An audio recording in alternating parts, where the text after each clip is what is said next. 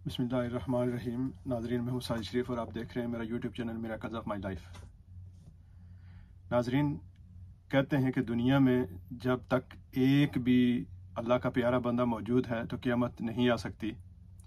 और अल्लाह के प्यारे बंदों का मयार क्या है कि इन्नल्लाह युहिब्बुल मुहसिनीन। अबू बिन आदम ने जब फरिश्ते से पूछा था तो अबू बिन आदम को फरिश्ते ने बताया था कि अल्लाह उन लोगों से प्यार करता है जो अल्लाह की मखलूक से प्यार करते हैं। मैं आपको इस व्लॉग में बताने जा रहा हूँ एक सच्चा वाक़या जिसको मैंने नाम दिया है मलिक ज़फ़र साहब का। मलिक ज़फ़र साहब का सच्चा वाक़या मैं आपको बताने जा रहा हूँ। और ये आपको बताता चलूँ कि मलिक ज़फ़र साहब का असल नाम मलिक ज़फ़र नहीं है, मैंने उनको ये फ़र्ज़ी नाम दिया है। क्यों दिया है उसके लिए मैं आपको लेके चलता हूँ एक वीडियो की तरफ। आप पहले देखिए ये वीडियो, फिर मैं आपको वाक़या सुनाता हूँ। मैं आपके सामने हाथ जोड़ती हूँ, खुदा के लिए मेरी मदद करें। अरे बहन, यूँ हाथ जोड़कर मुझे शर्मिंदा तो ना करो, बताओ क्या परेशानी है। शौहर की वफात के बाद सब रिश्तेदारों ने मुंह फेर लिया, बस अब मेरे बेटे के सिवा और कोई भी नहीं है मेरा। मैं समझ सकता हूँ, अगर खाने पीने की कोई परेशानी है तो हर माह राशन तुम्हारे घर पहुँच जाया करेगा। नहीं, गुजारा तो जैसे तैसे हो रहा है, बस अगर इसकी पढ़ाई के लिए कुछ हो जाए तो, ताकि ये पढ़ लिख कर किसी मुकाम पे पहुँच जाए। तो इसमें परेशानी की क्या बात है बहन, आज से इसकी पढ़ाई का जिम्मा मेरा। इंशाल्लाह ये अच्छी से अच्छी पढ़ाई करेगा। क्यों बेटा, पढ़ोगे ना? जी पढ़ूंगा। बहुत बहुत शुक्रिया भाई साहब, मैं आपका ये एहसान सारी जिंदगी नहीं भूलूंगी। जज़ाकल्लाह, बेफिक्र होके घर जाओ। पापा जो भी आपके पास आता है उसे इतना कुछ दे देते हैं, कभी इनकार भी कर दिया करें। क्यों इनकार करूं बेटा, अल्लाह के दिए हुए माल में से अल्लाह की राह में खर्च करना चाहिए, कब्र में थोड़ा लेके जाना है इंसान ने। अगर इस तरह से लोगों में बांटते रहे तो आपके सारे पैसे खत्म हो जाएंगे। अभी तू ना समझ है बेटा, वक्त आने पे तुझे सब समझ आ जाएगा। बेशक आप ना समझ कह लें, लेकिन एक दिन आएगा सब खत्म हो जाएगा, कुछ भी नहीं बचना आपके पास। माँ जी, अंकल कौन थे? बेटा ये मलिक ज़फ़र साहब हैं, बहुत अच्छे इंसान हैं, कभी किसी को खाली हाथ नहीं लौटाते। अच्छा, और अब मैं स्कूल जाया करूँगा क्या? हाँ बेटा ज़रूर जाओगे, बस दिल लगा के पढ़ना और इनका ये एहसान कभी ना भूलना। ठीक है माँ जी, कभी नहीं भूलूंगा।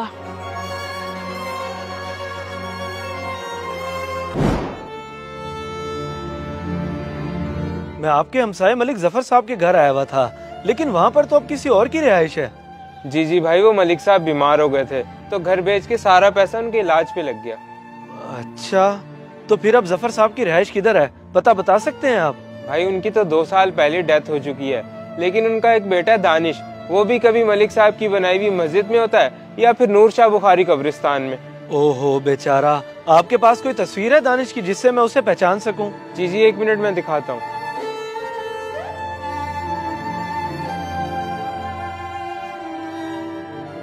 ये ठीक हो गया जी, बहुत शुक्रिया।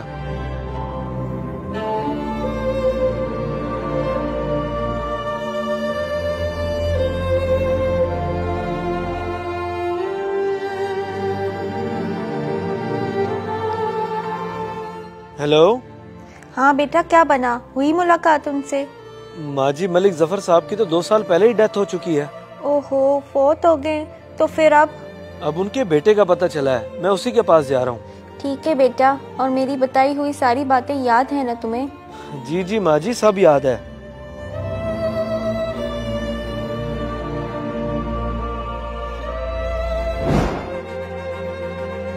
कहता था ना बाबा कि एक दिन सब खत्म हो जाएगा, और आज वही हुआ।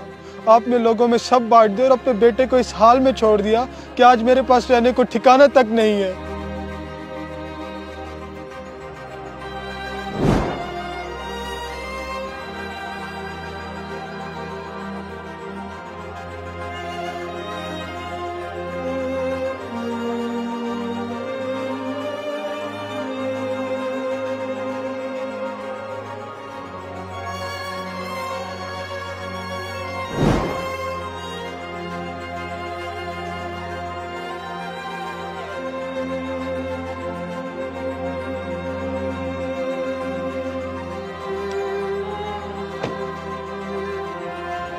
भाईजान जरा बात सुने।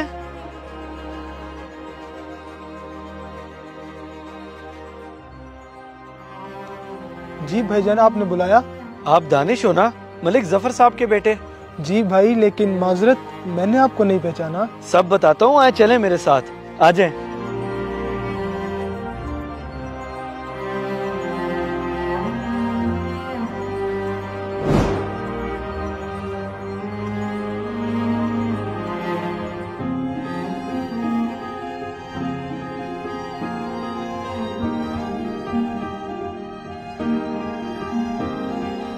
अच्छा, तो वो बच्चे आप हो जो उस दिन उन आंटी के साथ आए थे? जी हाँ, और आपके वालिद की वजह से ही अल्हम्दुलिल्लाह आज मैं इस मुकाम तक पहुंचा हूँ। चले माशाल्लाह, ये तो बहुत अच्छी बात है। जी, और ये ले चाबियाँ, आज से ये गाड़ी और घर आपका हुआ। क्या मेरा? इतना बड़ा एहसान मुझ पर? एहसान किस चीज का? ये तो उस बीज का फल है जो आपके वालिद साहब ने तब बोया था। आपको किसी भी चीज की जरूरत हो तो मैं हाजिर हूँ। आज से इसकी पढ़ाई का जिम्मा मेरा, इंशाल्लाह ये अच्छी से अच्छी पढ़ाई करेगा। बहुत बहुत शुक्रिया भाई साहब, मैं आपका ये एहसान सारी जिंदगी नहीं भूलूंगी। क्यों इनकार करूं बेटा, अल्लाह के दिए हुए माल में से अल्लाह की राह में खर्च करना चाहिए। कब्र में थोड़ा लेके जाना है इंसान ने।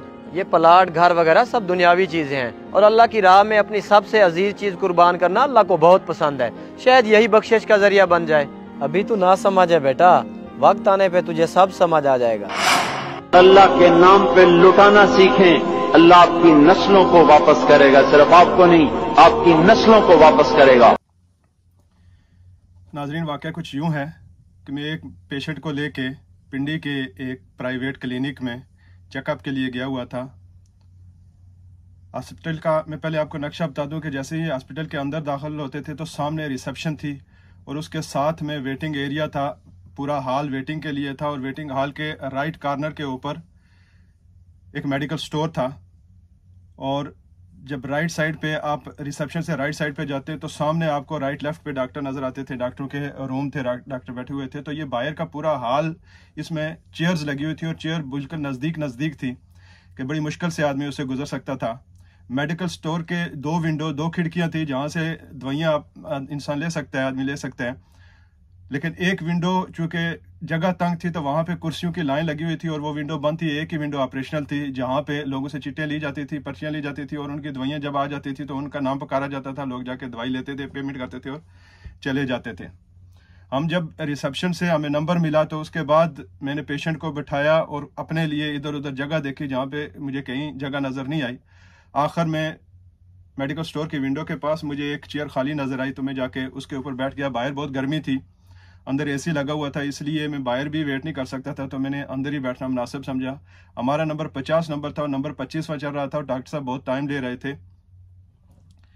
मैं जिस कुर्सी पे बैठा वो काउंटर के बहुत करीब थी और मेरे घुटने अक्सर जो लोग दवाइयाँ लेने के लिए आते थे उनसे टकराने का खदशा था तो मैं सिमट के बैठा हुआ था। इसी असरा में मैंने देखा कि दरवाजे से एक जफ़र साहब दाखिल हुए।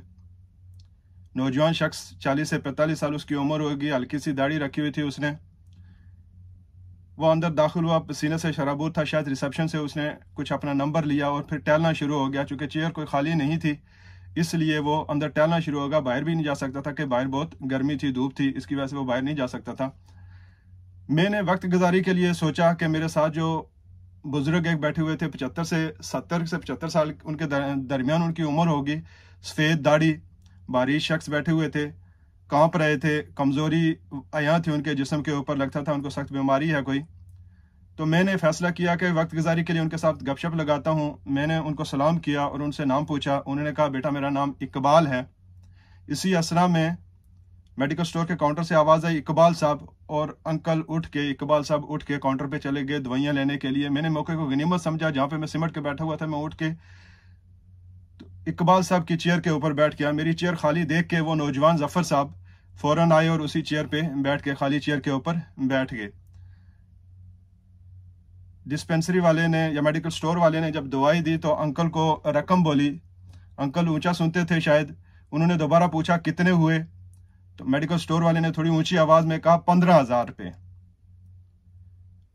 मैंने देखा कि अंकल ने लिफाफे को खोला, उसके अंदर दवाइयों को देखने लगे। फिर 3 टीके, एक ही किस्म के 3 टीके थे, वो निकाले और कहने लगे कि ये 3 क्यों हैं।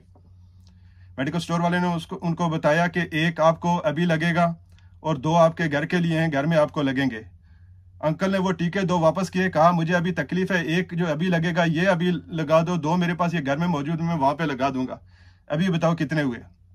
मेडिकल स्टोर वाले ने फिर कुछ हिसाब करके रकम बताई। फिर अंकल ने लिफाफे को दोबारा देखा और उसमें से कुछ डिब्बियां निकाली जो कि अंकल की दवाई 1 महीने की थी। तो उन्होंने कहा ये इतनी दवाइयां क्यों डाली हुई हैं? मेडिकल स्टोर वाले ने कहा आपकी 1 महीने की डोज है ये। अंकल ने कहा नहीं मुझे 15 दिन के लिए चाहिए, 15 दिन के बाद मैं दोबारा आऊंगा, फिर चेकअप कराऊंगा, फिर देखेंगे और दवाई लूंगा।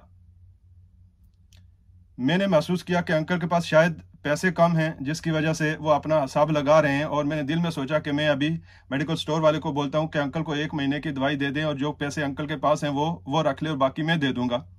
मैं यही सोच रहा था कि मुझसे पहले जफर साहब ने वो विंडो जो ऑपरेशनल नहीं थी वहां से झांक के मेडिकल स्टोर वाले को बोला कि आप पूरी दवाई 1 महीने की दे दे, पेमेंट मैं आपको कर देता हूँ, कितना बिल हुआ। और इसी दौरान उन्होंने 15,000 रुपये निकाले और मेडिकल स्टोर वाले को दे दिए। मेडिकल स्टोर वाले ने दवाइयां वापस थैले में डालना शुरू कर दी। अंकल शायद ऊंचा सुनते थे, उन्होंने मेडिकल स्टोर वाले को कहा कि ये वापस क्यों डाल रहे हो, मुझे ये नहीं चाहिए, मुझे सिर्फ 15 दिन के लिए चाहिए। मेडिकल स्टोर वाले ने अंकल को कहा कि आप शुक्रिया अदा करें इस नौजवान का, इसने आपकी पेमेंट कर दी, आप 1 महीने की दवाई आपकी पेमेंट हो गई, या आप लेके जाएं, आपने पैसे नहीं देने। मैंने देखा कि अंकल ने मशकूर निगाहों से उस नौजवान को, जफर साहब को देखा, उनका शुक्रिया अदा किया और कहने लगे बेटा मेरे पास कुछ पैसे हैं, आप ये रख लो और अपना पता मुझे दे दो, बाकी पैसे भी मैं आपको लौटा दूंगा। जफर साहब हंसे, अंकल का हाथ पकड़ा, चूमा, मुस्कुरा के कहने लगे कि अंकल मुझे पैसों की जरूरत नहीं है, मुझे दुआओं की जरूरत है, आप मेरे लिए दुआ करना।